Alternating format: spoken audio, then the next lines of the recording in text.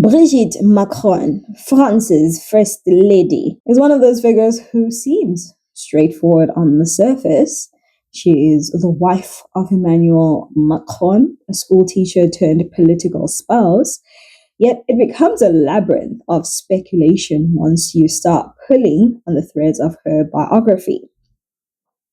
Born Brigitte Trogneux in Amiens in 1953, she married Emmanuel Macron, her former student, decades later, after divorcing her first husband. That age gap alone, where she's over 24 years older than Macron, has fueled endless commentary, jokes, praise, and suspicion. Was this love at first sight? Was it grooming? Was it just was it just French eccentricity playing itself out on the global stage? The line between admiration and discomfort is pretty blurred. Macron himself has repeatedly defended his wife, calling the relationship proof of unconventional love. Yet the story, once simple, mutated into online conspiracies about her gender, questions about whether she is biologically female, and whether Macron himself is complicit in a cover up. None of this is substantiated yet, but the speculation has stuck, cementing Brigitte as both a first lady and an enigma in equal measure.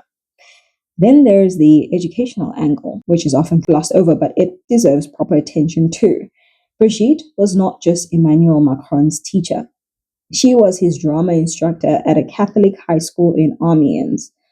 Depending on who tells it, this is either a charming tale of shared intellectual passion or a disturbing case study in boundary crossing. French society, paradoxically permissive in some matters and unforgiving in others, has never quite resolved how to label this origin story. In the United States or South Africa, it would have been scandalous beyond recovery.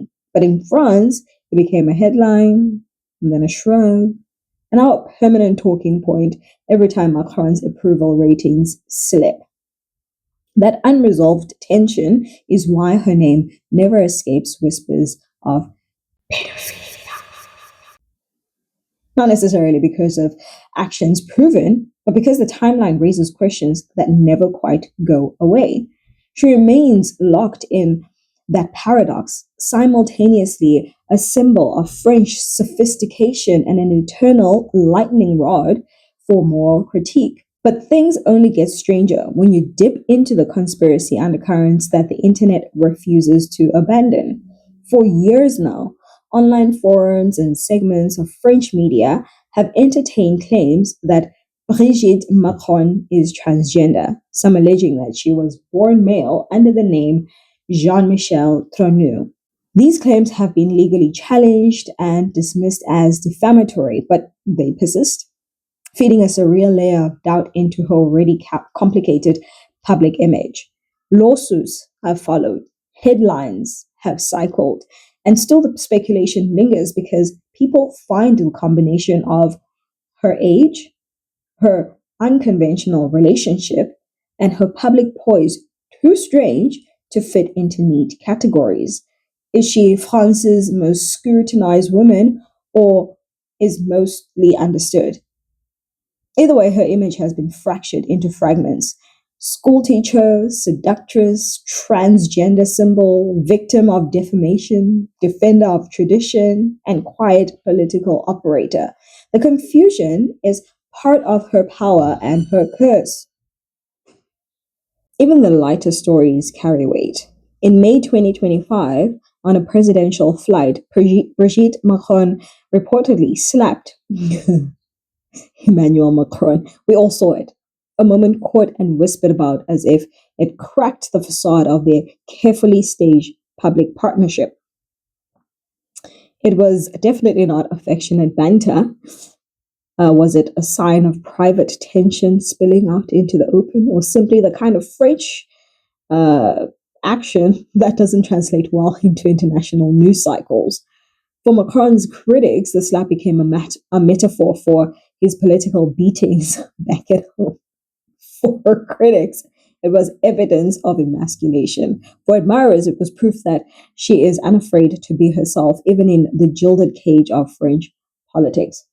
Anyway, small as it was, the incident lives on in meme culture, layered on top of the already swirling narrative soup that defines her entire life. Somehow, one slap on a plane encapsulated everything: power dynamics, absurdity, and the impossibility of pinning down who Brigitte Macron really is.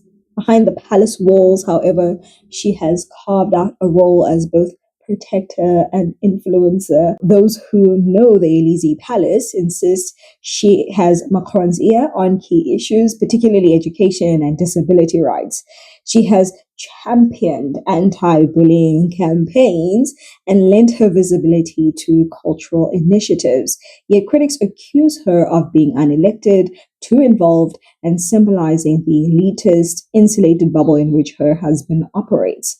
The contradictions persist. Is she a first lady in the American sense, wielding soft power with subtlety, or simply a wife caught in a storm that history scripted around her? Her defenders call her dignified, poised, resilient. Her detractors call her manipulative, controlling, suspicious. Every action, even silence, seems to expand the mythology around her.